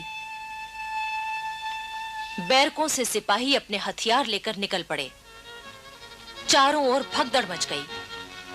इलाहाबाद में क्रांति शुरू हो चुकी थी। बहुत से अंग्रेज मारे गए, उनके बंगले जल गए। 7 जून 1857 इलाहाबाद कोतवाली पर हरा झंडा फहराने लगा। शहर में हरे झंडे का जुलूस देखने लायक था। जनता में इतना उत्साह आ गया कि छोटे-छोटे बच्चे भी हरे झंडे का जुलूस निकालने लगे। क्रांतिकारियों ने कैदियों को जेल से मुक्त कर दिया। सरकारी खजाने पर भी उनका अधिकार हो गया। रेल और तार व्यवस्था ठप पड़ गई। रेलवे स्टेशन पर क्रांतिकारियों का पहरा था। इलाहाबाद के स्वाधीन होते ही आसपास के गांवों में भी हरा झंडा फहरा उठा। अंग्रेजों के बनाए जमींदार हटा दिए गए और उनकी जगह पुराने खानदानी जमींदार फिर आ गए। अंग्रेज इतिहासकार मानते हैं कि उस समय इलाहाबाद में कोई भी ऐसा न था जो उनके खिलाफ न हो गया हो। बच्चे बच्चे में क्रांति की भावना जाग चुकी थी।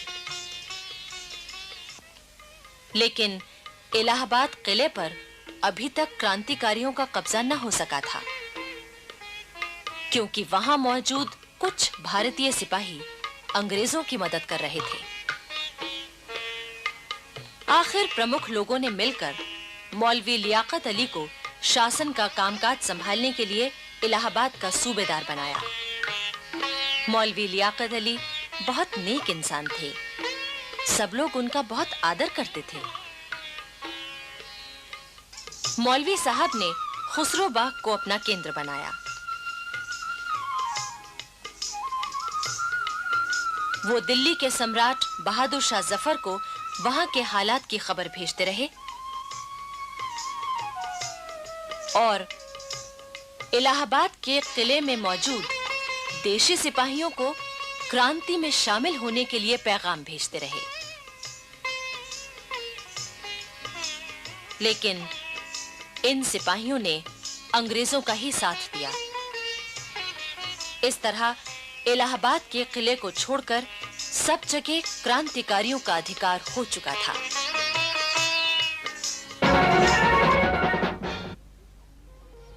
दिल्ली की क्रांति की खबर देश के कोने-कोने में कैसे पहुंची, इसे एक अंग्रेज लेखक के शब्दों में ही कहना ज्यादा प्रामाणिक होगा। गदर का एक आश्चर्यजनक पहलू यह था कि दूर-दूर के स्थानों में सभी महत्वपूर्ण खबरें बड़ी तेजी से और प्रामाणिक रूप से पहुंच जाती थीं। खबरें ले जाने का काम ज्यादातर हरकारे करते थे, जो इतनी तेजी से चलते थे कि हमें विश्वास ही नहीं होता।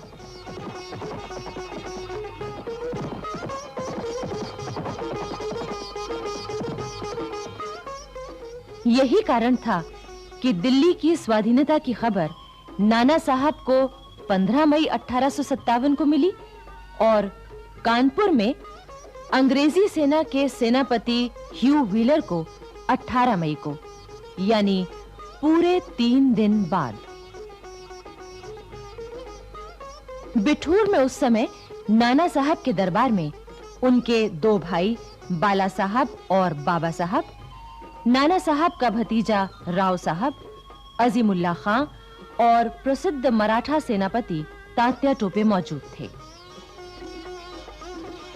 दिल्ली की क्रांति की खबर जब कानपुर में फैली तो हिंदुओं और मुसलमानों की सभाएं होने लगीं।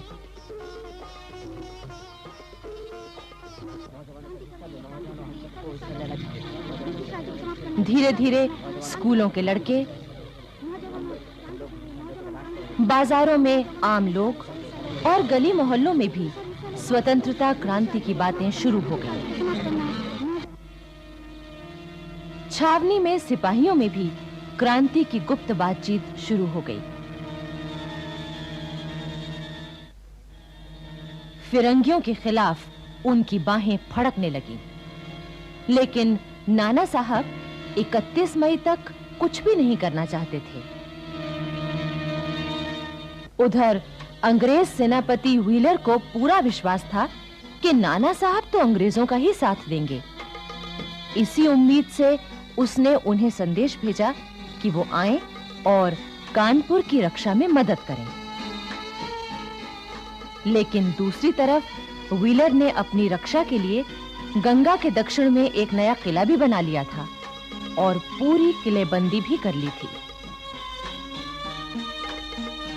कानपुर में क्रांति की बातों से ही अंग्रेजों में इतनी दहशत थी कि किसी झूठी अफवाह पर भी शहर के सब अंग्रेज अपने बीवी बच्चों को लेकर भागते और व्हीलर के किले में छिप जाते। 22 मई 1857 को नाना साहब अपनी सेना और तोपों को लेकर बिठूर से कानपुर आ गए।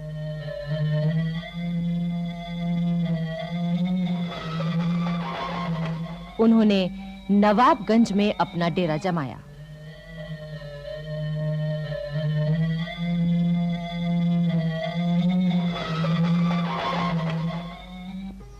तीन 3000 देशी और 100 अंग्रेज सिपाहियों के सेनापति व्हीलर ने बिना किसी विरोध के खजाने की चाबियां और तोपखाना उन्हें सौंप दिया। नाना साहब ने खजाने की रक्षा के लिए अपने 200 सिपाही पहरे पर लगा दिए। उस समय कानपुर की देशी सेना के मुख्य नेता थे सूबेदार टीका सिंह और सूबेदार शमसुद्दीन खान। 4 जून की आधी रात को 3 फायर हुए। यही क्रांति की शुरुआत की सूचना थी। सबसे पहले सूबेदार टीका सिंह घोड़े पर सवार होकर आगे बढ़े।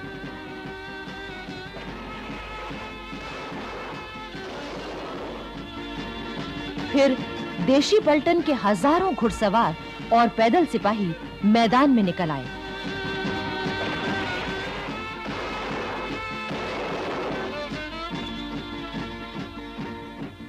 अंग्रेजों की इमारतों में आग लगा दी गई।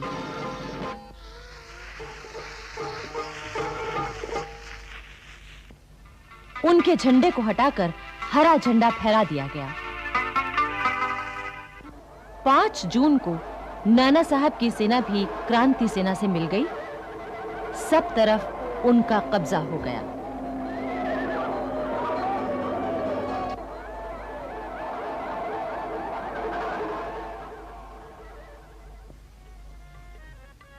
पांच जून को कानपुर में दिल्ली सम्राट बहादुर शाह जफर के झंडे का जुलूस बड़ी धूमधाम से निकाला गया।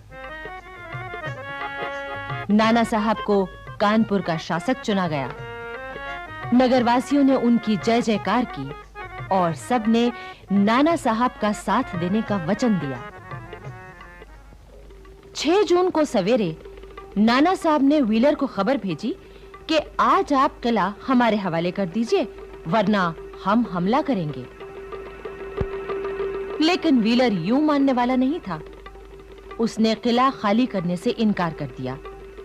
साथ ही मोर्चे की पूरी तैयारी भी की। 6 जून की शाम नाना साहब ने अंग्रेजों के किले पर हमला बोल दिया।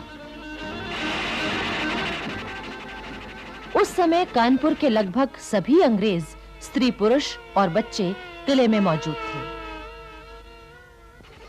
दोनों ओर से तोपें चलने लगीं।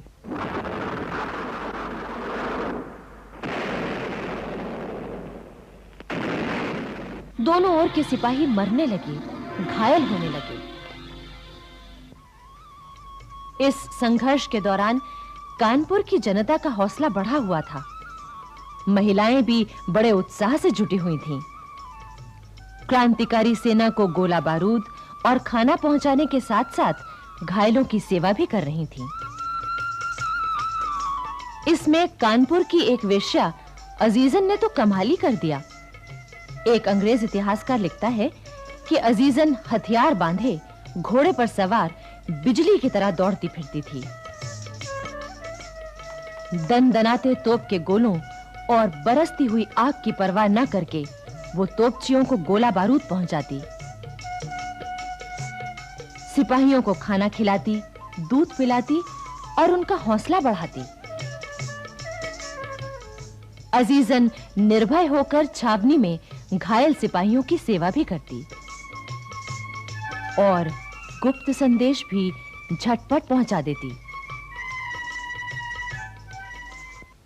क्रांति सेना का आक्रमण इतना जबरदस्त था कि किले के अंदर अंग्रेजों की लाशों के ढेर लग गए। उन्हें दफनाने तक की जगह नहीं बची। जो जिंदा थे उनका बुरा हाल था।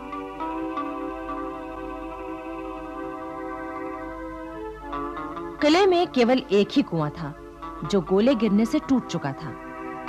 अंग्रेजों को पीने का पानी मिलना भी मुश्किल हो गया था। कई अंग्रेज हैजा, पेचिश और बुखार के कारण बीमार पड़ गए।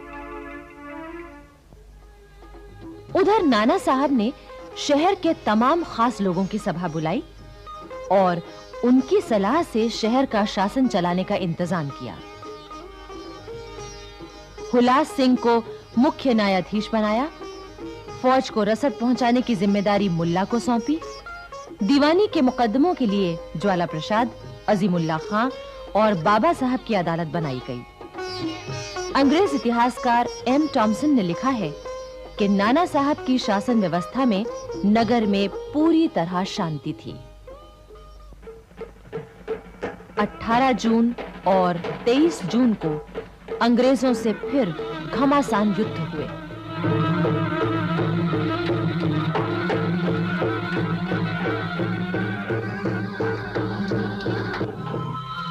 आखिर व्हीलर ने घुटने टेक दिए। 25 जून को किले के ऊपर सुलह का प्रतीक सफेद झंडा लहरा दिया। तोपों ने गोले उगलना बंद कर दिया। अंग्रेज आत्मसमर्पण करने के लिए तैयार हो गए। 26 जून को दोनों ओर के प्रतिनिधियों की बातचीत हुई। व्हीलर ने जैसे ही अंग्रेजी में बोलना शुरू किया, अजीमुल्ला खान ने उसे टोक दिया, हालांकि वो अंग्रेजी अच्छी तरह जानते थे। फिर बातचीत हिंदुस्तानी में ही हुई। 27 जून को किले पर बहादुर शाह जफर का हरा झंडा लहराने लगा। अंग्रेजों को हाथियों और पालकियों में बिठाकर गंगा घाट की ओर भेज दिया गया। 28 जून 1857 कानपुर नगर, छावनी और आसपास के तमाम इलाके से अंग्रेजों का नामो निशान मिट चुका था।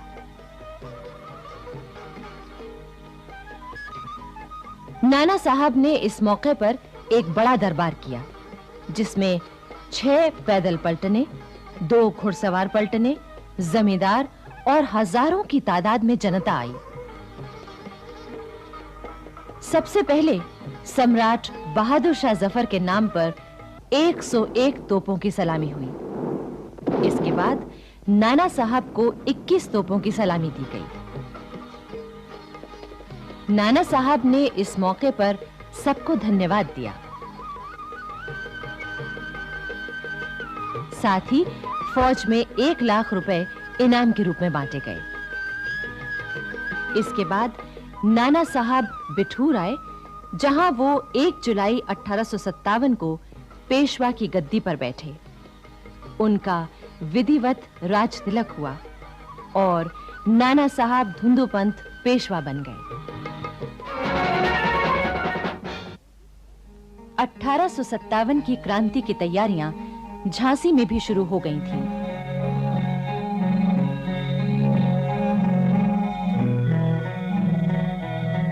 झांसी की जनता अपनी रानी लक्ष्मीबाई के साथ हुए अन्याय और अपमानपूर्ण व्यवहार का बदला लेने के लिए बेचैन थी। रानी महल में हर रोज गुप्त सभाएं, मंत्रणाएं हो रही थीं। आखिर 4 जून 1857 को झांसी में 12 नंबर देसी पलटन के हवलदार गुरबख्श सिंह ने विद्रोह की तलवार निकाल ली। क्रांतिकारी सेना ने तोपखाने और खजाने पर कब्जा कर लिया। इसके बाद रानी लक्ष्मीबाई हथियारों से लैस होकर निकल पड़ी और उन्होंने क्रांतिकारी सेना का नेतृत्व संभाल लिया। झांसी में चारों ओर विद्रोही सेना फैल गई और अंग्रेजों के हाथ से सत्ता छीन ली गई। 7 जून को क्रांतिकारी सेना ने झांसी के किले पर हमला किया। इस हमले का नेतृत्व कर रहे थे रिसालदार काले खां और तहसीलदार मोहम्मद हुसैन। किले के अंदर मौजूद हिंदुस्तानी सिपाहियों ने भी विद्रोह कर दिया। किले के भीतर और बाहर संघर्ष शुरू हो चुका था। 8 जून को रिसालदार काले खां के हुक्म से किले के अंदर मौजूद 67 अंग्रेज पुरुष, स्त्रियों और बच्चों को मौत के घाट उतार दिया गया।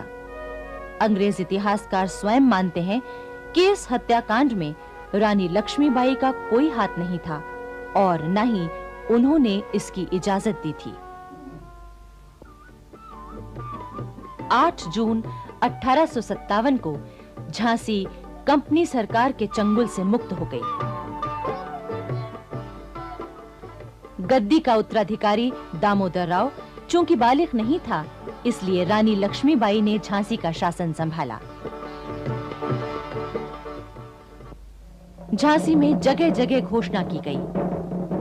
खलक खुदा का, मुल्क बादशाह का, हुक्म रानी लक्ष्मीबाई का।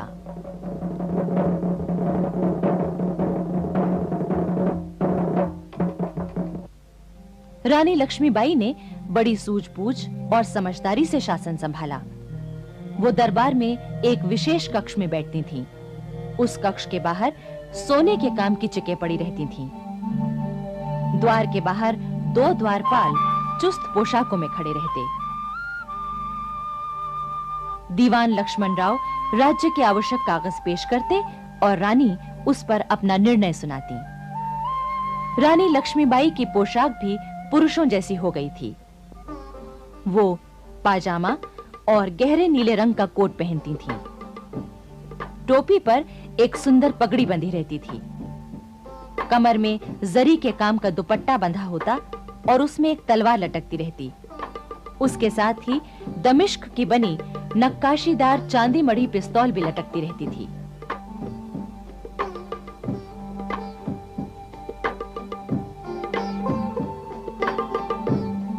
झांसी के किले पर अब स्वाधीनता का हरा झंडा लहराने लगा था।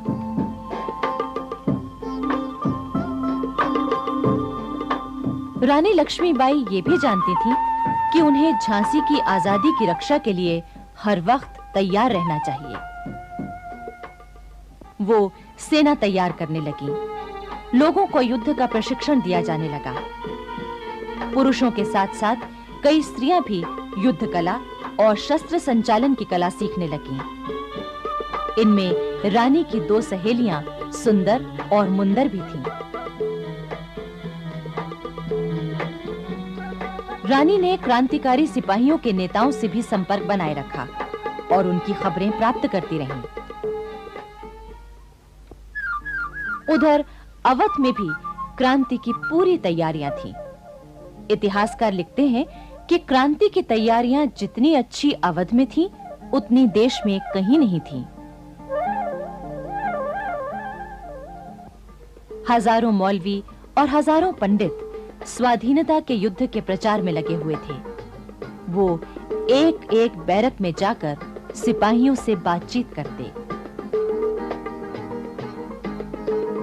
हर गांव, गली मोहल्ले में जाकर पंडित जी और मौलवी साहब आजादी की लड़ाई के लिए जनता को तैयार कर रहे थे।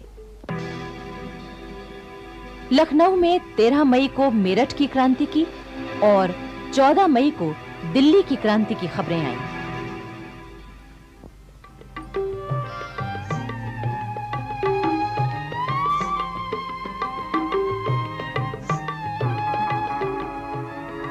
सर हेनरी लॉरेंस लखनऊ में पूरे अवध का कमिश्नर था।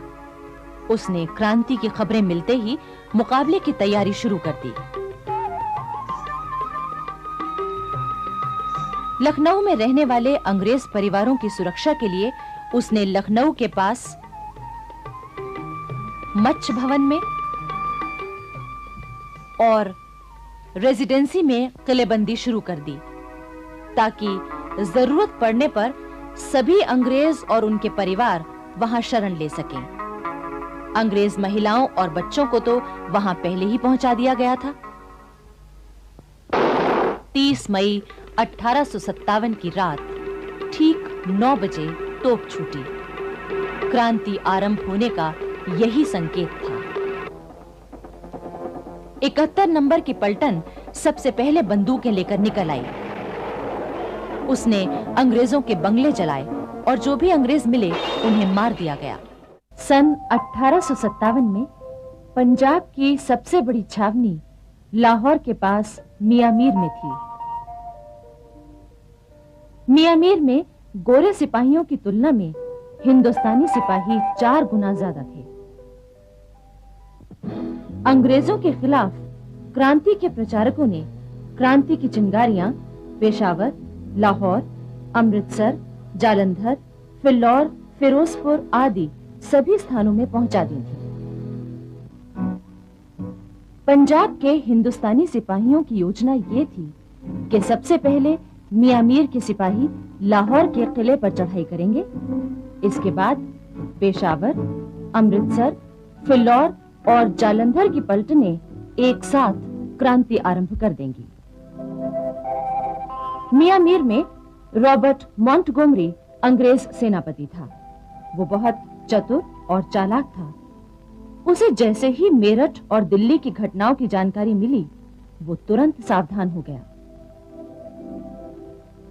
तभी उसके एक गुप्तचर ने खबर दी कि मियां मीर के हिंदुस्तानी सिपाही भी क्रांति करने वाले हैं। 13 मई 1857 को मियां मीर के परेड मैदान में मॉन्टगोमरी ने 1000 हिंदुस्तानी सिपाहियों को बुलाया। इसके तुरंत बाद तोपखाने सहित गोरे सैनिकों का दल आ गया और उसने हिंदुस्तानी सिपाहियों के दल को घेर लिया। मॉन्टगोमरी ने हिंदुस्तानी सिपाहियों को आदेश दिया कि वो अपने अपने हथियार नीचे रख दें।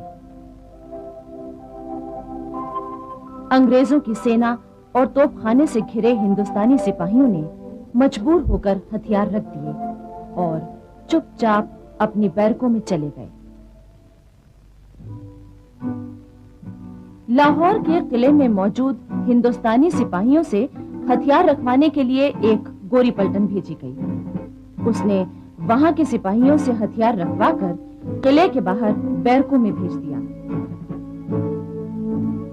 उधर पेशावर में 24, 27, 51 नंबर की पैदल और 5 नंबर की सवार पलटनें 22 मई 1857 को क्रांति का बिगुल फूंकने को तैयार थीं।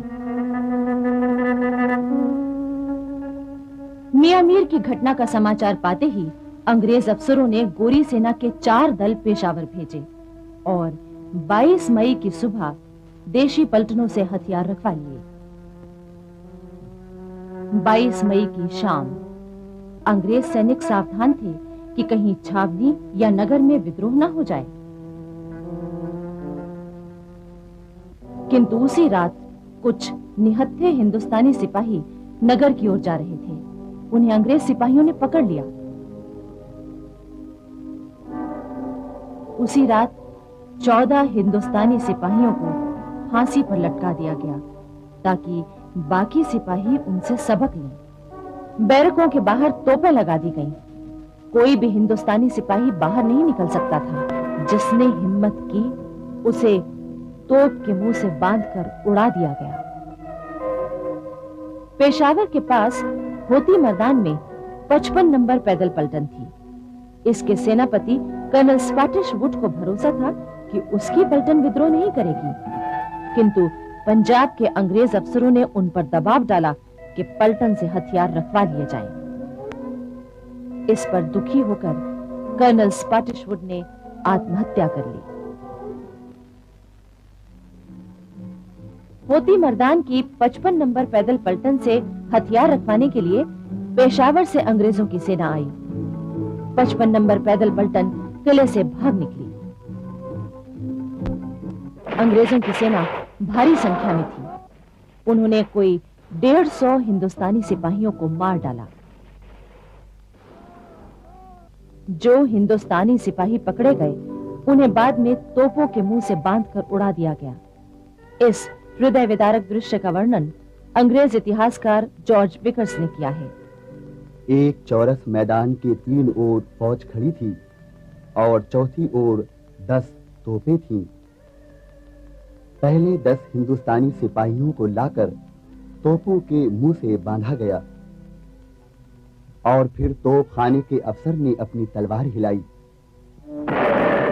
एक साथ 10 तोपों की गरज सुनाई दी और धुएं के साथ सिपाहियों के हाथ पांव सिर चारों ओर उड़ते हुए दिखाई दिए। ये दृश्य 4 बार दोहराया गया। फिरोजपुर में कंपनी सरकार के गोला बारूद के बहुत बड़े भंडार की रखवाली हिंदुस्तानी सिपाही करते थे। उन सिपाहियों के इरादे जानने के लिए अंग्रेजों ने उन्हें परेड पर बुलाया।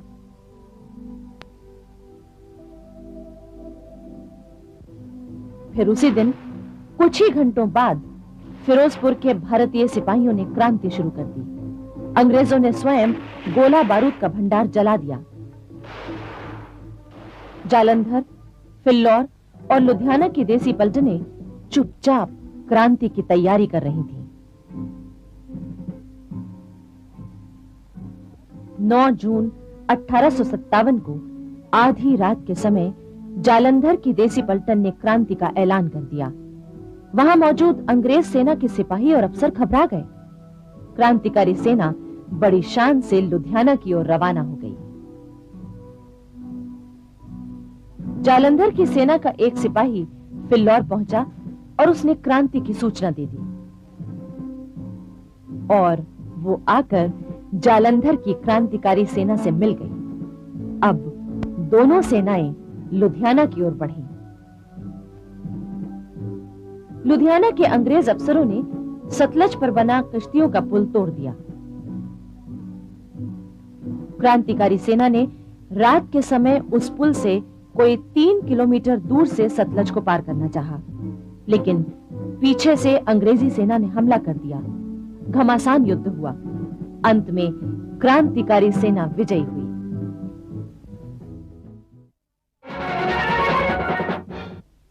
सन 1857 में राजस्थान के सभी राज्यों में अंग्रेजों का प्रभुत्व था।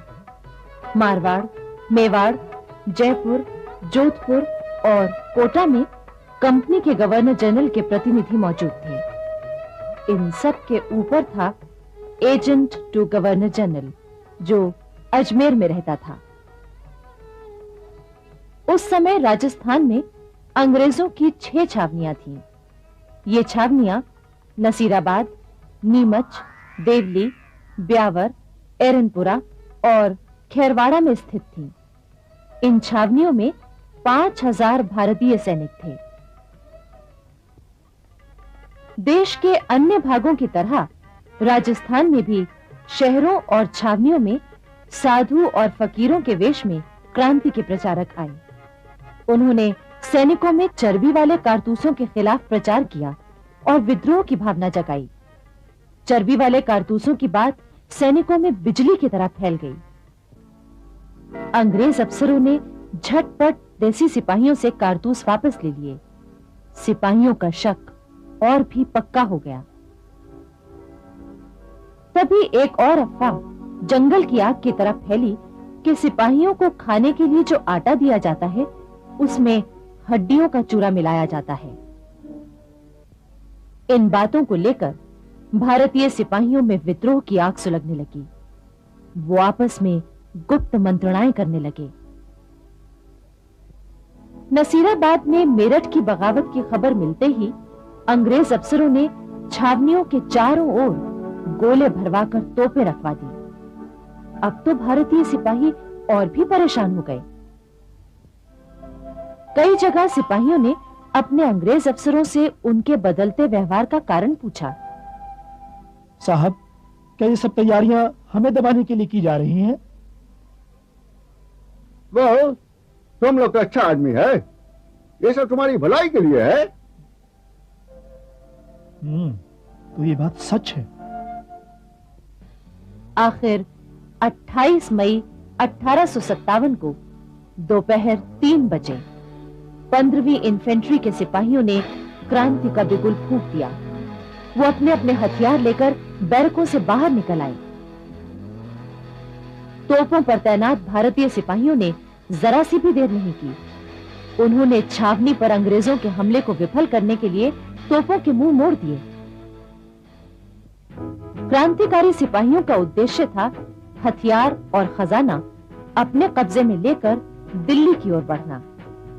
जोधपुर और जयपुर में उनका रास्ता रोकने वाले अंग्रेजों को मुंह की खानी पड़ी। उधर नीमच के क्रांतिकारी चित्तौड़, हमीरगढ़ और बनेड़ा स्थित अंग्रेजों के ठिकानों पर हमला करते हुए दिल्ली की तरफ चल दिए। निम्बाहेड़ा की जनता ने उन्हें भोजन रसद आदि दी। उधर एरनपुरा की सैनिक टुकड़ी जब मारवाड़ के रास्ते दिल्ली की ओर बढ़ी तो आउवा के ठाकुर कुशाल सिंह भी उनके साथ हो लिए। उन्होंने बिथोरा नामक स्थान में कर्नल हीथ को हराया। 18 सितंबर 1857 को राजस्थान के agent to governor general George Lawrence के साथ आउवा में एक बार फिर टक्कर हुई। जॉर्ज लॉरेंस हार गया और क्रांतिकारी दिल्ली की ओर बढ़ गए। उधर भरतपुर में महाराजा ने विद्रोही सेना का रुख देखते हुए अंग्रेज अफसर मेजर मॉरिसन को सलाह दी कि वो भरतपुर छोड़कर चला जाए। मजबूर मॉरिसन 8 जुलाई 1857 को चला गया। 11 जुलाई 1857 को अलवर में भी विद्रोह छिड़ गया। अलवर और आसपास के गांवों की जनता भी सिपाहियों के साथ हो गई। उसने आग में घी का काम किया। जयपुर में नवाब विलायत खां, मियां उस्मान खां और सादुल्ला खां की क्रांति योजना विफल हो गई और उन्हें बंदी बना लिया गया। इसी समय टोंक की सेना ने भी विद्रोह कर दिया। नीमच से आए क्रांतिकारी सिपाहियों के साथ मिलकर नवाब से धन वसूल किया और फिर दिल्ली की ओर चल पड़े। मेवाड़ के असंतुष्ट सामंत गुप्त रूप से राजस्थान की क्रांतिकारी सेनाओं की लगातार मदद करते रहे। वहां विद्रोह भड़कने की पूरी आशंका थी। क्रांतिकारी सिपाही जब दिल्ली पहुंचे तो अंग्रेजी सेना ने दिल्ली पर घेरा डाला हुआ था। क्रांति दल ने पीछे से हमला बोल दिया। अंग्रेजों को हटना पड़ा। राजस्थान में सन 1857 की क्रांति का एक महत्वपूर्ण केंद्र था Kota. Political agent major Burton ने महाराव से कहा कि वो जयदयाल, रतनलाल और जियालाल नामक अधिकारियों को उसके हवाले कर दें। इस बात पर भारतीय सिपाहियों और अंग्रेजों में मारकाट छिड़ गई। मेजर बर्टन और उसके दोनों बेटे भी मारे गए। इतिहासकार लिखते हैं कि कोटा के क्रांतिकारी इतने जोश में थे कि उन्होंने मेजर बर्टन का सिर काटकर पूरे शहर में घुमाया। किंतु इसके बाद अंग्रेजों ने कोटा के विद्रोह को दबाने के लिए दमन चक्र चलाया। 1857 की क्रांति की लपटें सारे देश में बराबर फैलती जा रही थीं। देश का मध्य भाग भी